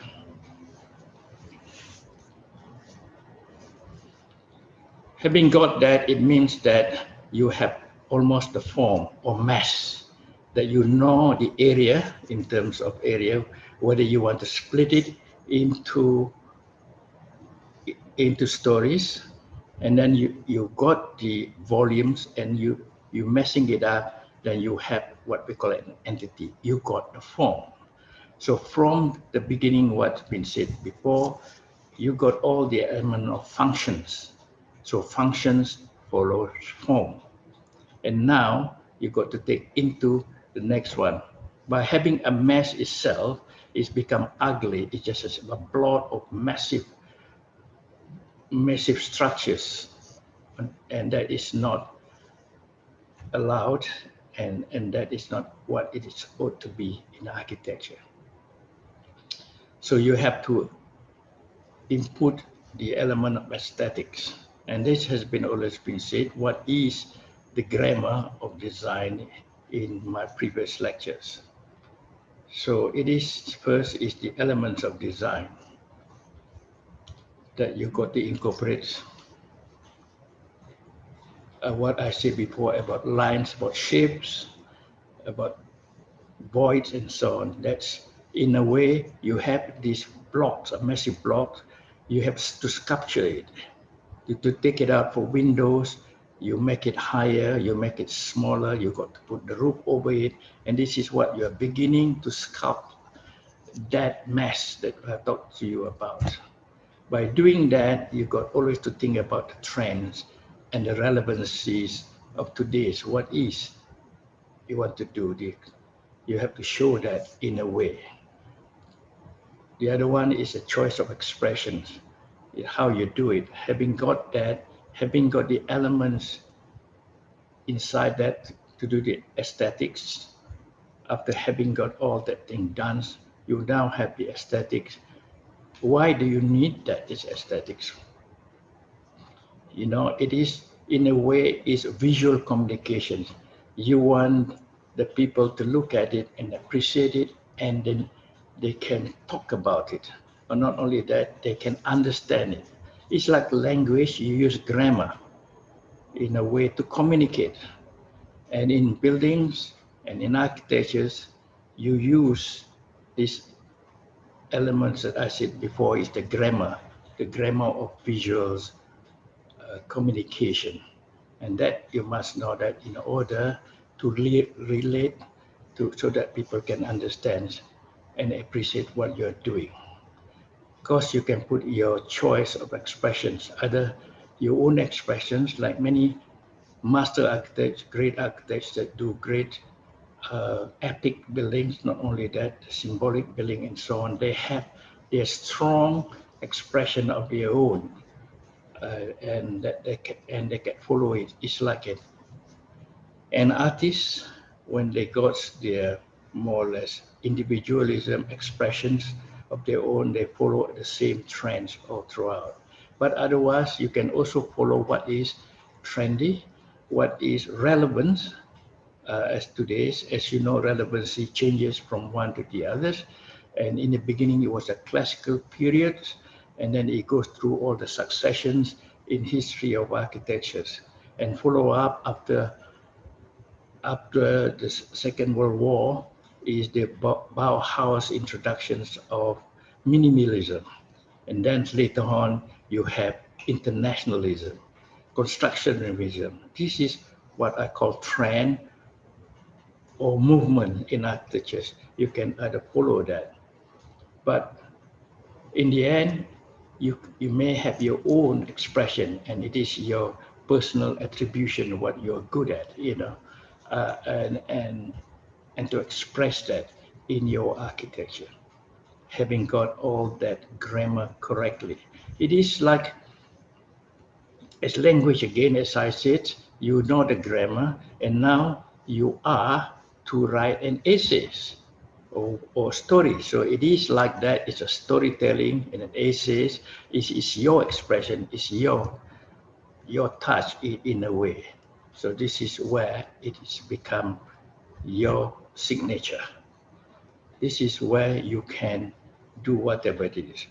But unlike an artist, that they can do it anything they like because they don't care whether the place can be sold or not, or his work can be sold or not, because he has no responsibilities.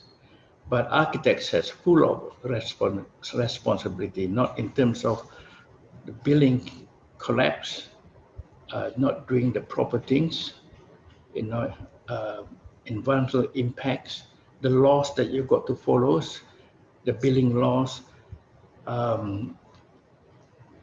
all other kind of laws that attach to it. And you also you must know property laws and other kind of laws. This is why it's so much that you have to learn to get into that. As they said, if a doctors make a mistake, they just bury the patient. But if an architect make a mistake, the objects stand up like a sore thumb, and they will be there forever, impacting the climate and adding into pollution, what I call visual pollution. I've been in practice for nearly 50 years, and I've been lucky enough to do so much of work in variations.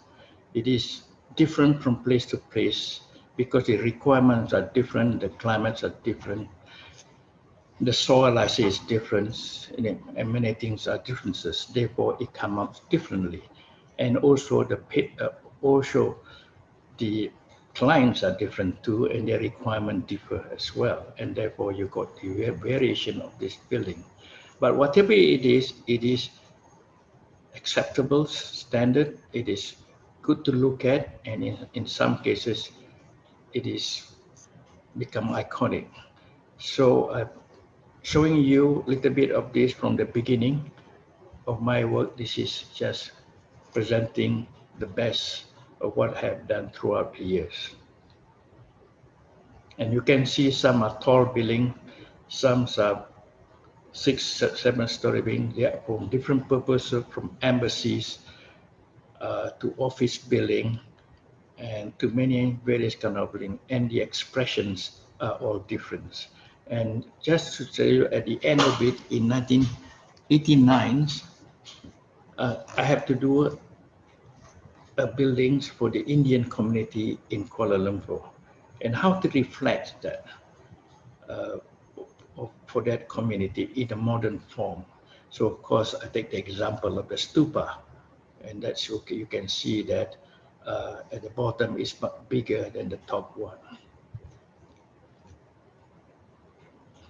And the succeeding that is not only as if you do a multi-story building to be interesting, in not just a straight altogether, and you must have certain meaning if you can follow that in this way. The building in 1990 has a step down. So it follows. Sometimes I have to follow or express the culture of that particular state or countries, and then develop it on its new expressions towards that, as you can see in this example. You are again, there are various kind of building, from stadiums, as I say, spire of the building. In fact, my areas of works really covers in many spectrums of building or building types. Here are the latest one, and sometimes it is inspired by my artist friends. Sometimes inspired from what I see, or I develop what I see or what cultures of that particular place and developed it into modern form.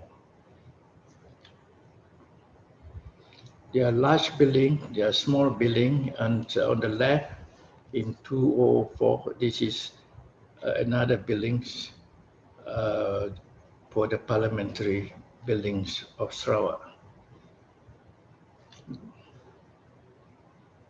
But I do works not only in Malaysia, but throughout in Indonesia, in Pakistan, Dubai, Saudi Arabia, and this is some of the works overseas.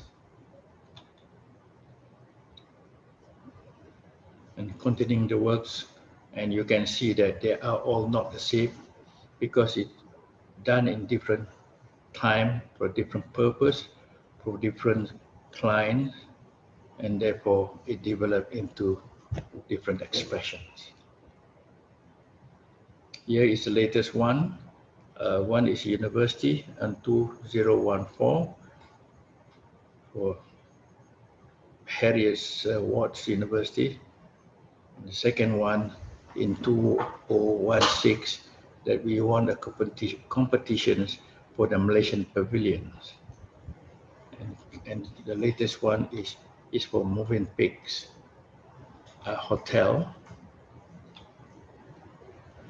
And continue that is a small hotel or resort hotel in 2018 for my own family. And continue with that is the latest one in 2020. We just completed the Malaysian Pavilion for Dubai World Expositions. But in larger work, we also contribute our planning expertise in the design of not only a new administrative buildings of Malaysia, but the convention center. And this is how it is inspired of the convention center. It is what we call pendeng. It's the buckle of dignitaries in Malaysia. And out of that, in terms of the plan, we developed that into a round circular buildings of the convention hall. Right on top of the building, it stands like a new kind of democratic kind of building right on top of the hill. Now with the lockdown, of course, I have to do something to keep me going. So I turn to art, and I'd like to show you what my artwork is. Here is the beginning to reflect COVID-19. There's a picture of mine in two directions, the profile and the front part in my own styles of expressions. This is, in a way, is a pun to the developer. You know, a developer always complain that they said architects' dream is a nightmare to build, and this is what I thought of the builders. They just not organize themselves. And this is my latest work so far. This is my home. As in here, I provide spaces for artists, for all kind of artists, visual artists, architects, musicians, dancers, and so on, to share with them. Part of it we live in, part of it we allow them to have their space for creative space. And also it is one of the spaces that my wife developed into a forest, and it has a great collection of indigenous Malaysian trees, the biggest in Malaysia for that matter. You can reach us or reach me at rimbundahan.org, or another one is just kasri.com. Thank you and wish you great success for the rest of your life in architecture. Thank you, sir, for the informative speech. It will be extremely helpful for the student. We are honored to have you amongst us. We will now be introducing our first year faculty.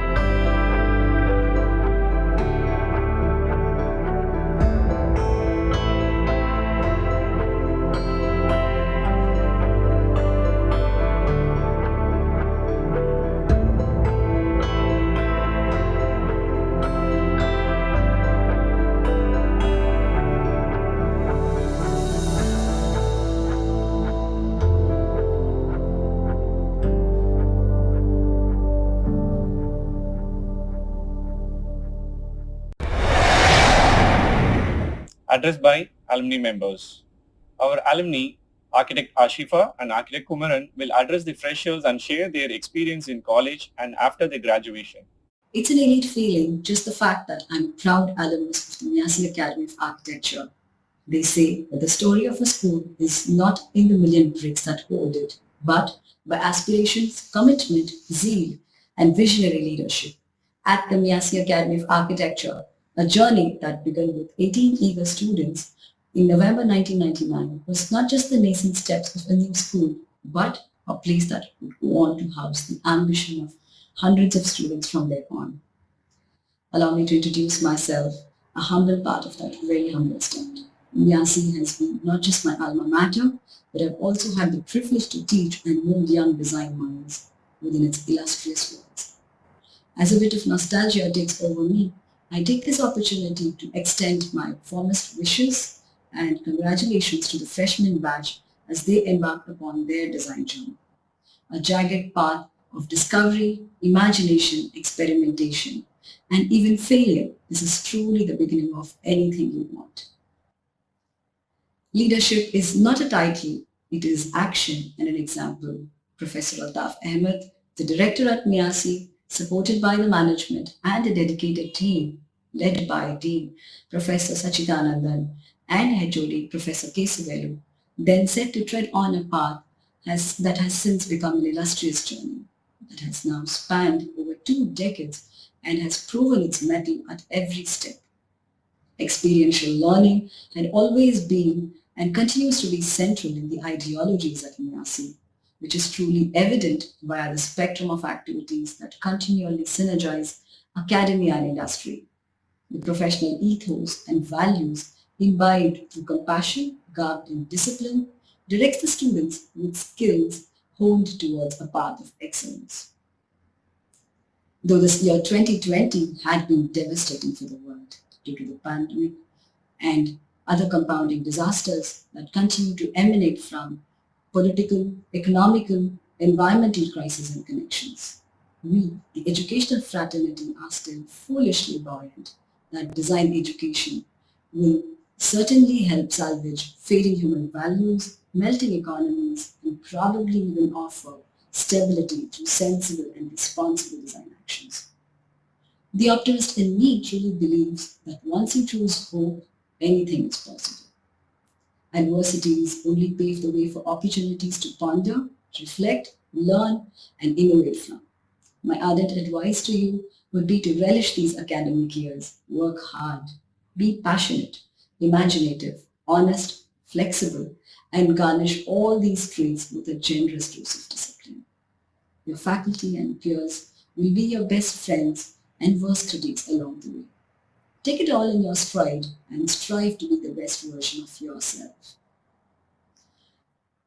All I can truly say is that the Measi Academy of Architecture supported not just my dreams to learn and succeed, but instilled in me a curiosity and joy of learning, and the quest to excel.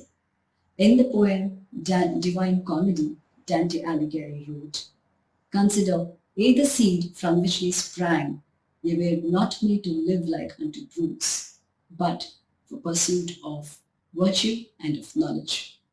I truly thank my alma mater for this honor and opportunity to be able to address the new batch of students on the threshold of their design journeys, reiterating the respect and gratitude which every alumni of Measi has towards individual member of the academic team, management, and the administrative team for their endless support during our academic tenure and beyond. All I can say is that Measi has taught me that each day is an opportunity, a new chance, a new beginning. Welcome it with open arms, because unless you spread your wings, you have no idea how far you can fly. Hi everyone, my name is Kumaran Parthaban. I'm a proud alumnus of Measi from the class of 2017. To give you a glimpse of my journey in architecture, throughout my time in Measi, I learned the fundamentals of architectural design, construction, real-world application, and I was a very curious student. I loved to challenge the design brief. During my education, I grew a particular interest in parametricism and closely followed the works of Zaha Hadid, through which I was able to find my own voice in architecture. During the 5 years, I was also able to connect with all the professors and many practicing architects in India. After graduating in 2017, for 1 year, I mentored students and collaborated with architecture firms over invited design competitions, where I had the freedom to be experimental with my design solutions. In 2018, I relocated to Los Angeles in the US to pursue my master's in architecture degree in Southern California Institute of Architecture, also famously known as SIAC. SIAC is a school well known for architectural thinking. And during my time there, my education focused on expanding the boundaries of architectural discourse through experimental research by deploying advanced digital tools, emergent technology, aesthetics, and representation. I recently graduated from SIAC this summer and immediately started co-teaching a vertical design studio alongside the graduate program chair of SIAC. Our studio is on track to being featured at the Seoul Biennale of Architecture and Urbanism 2021. I think it's important to acknowledge the quality education I received at Measi, without which none of this would be possible, and I wouldn't be in the position I am today. Which brings us to some key points about Measi. Measi prepares you for the outside world. Learning is holistic and focuses on developing strong fundamentals. Architectural training focuses more towards practicality and real-world application. Learning happens both inside and outside the school through field visits and project documentation, and students should take these very seriously and try to learn from them and apply this to their designs. The overall syllabus is structured to give you a good understanding of sustainability and passive design solutions. There's a lot of freedom in the design studio to bring about new ideas, and of course within reason. Measi also has a great roster of experienced faculty. Throughout your time there, you will learn about their various expertise and also learn to seek their advice for not just design projects, but also for competitions. Measi loves a collaborative learning, and there's a lot of team projects, especially during the rurals and urban design semesters. there's a lot of exposure to design competitions. I personally took part in the Society Interiors Design competition for 2 consecutive years at the national level. Measi also fosters healthy competition among students in the studios, and my batchmates were a huge part of my development. And during your time at Measi, also make good use of the resources, especially our library. It is the best in our city. It has a collection of books you won't find anywhere else in the city. Besides that, some general advice: be curious, keep an open mind, question a lot, work hard, document all your projects and your design process. It will help you make a good portfolio, and a good portfolio is very important in transitioning from a student to an architect. Learning shouldn't stop inside the school. Continue to learn outside the school, not just through books, but also through your digital platforms. Use YouTube and Instagram. I learned a large amount of information and design theories of the world by staying up late in the night and watching all these reviews of other architecture schools all over the world through YouTube and Instagram.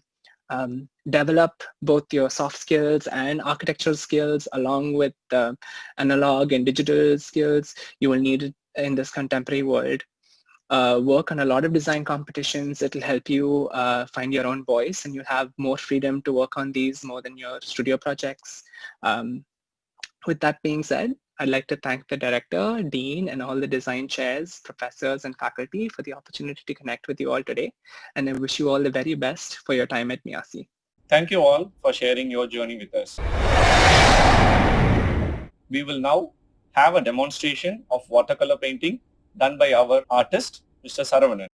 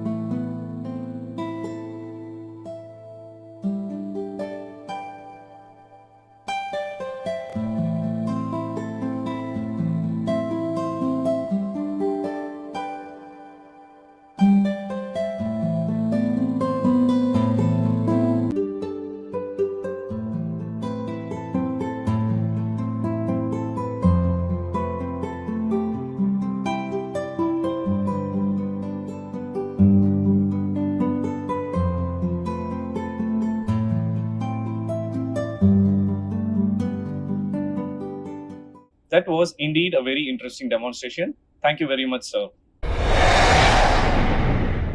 With this, I thank you all for joining in this session and wish you all a lot of success as you begin this new journey. Finally, I request you all to kindly rise for the national anthem.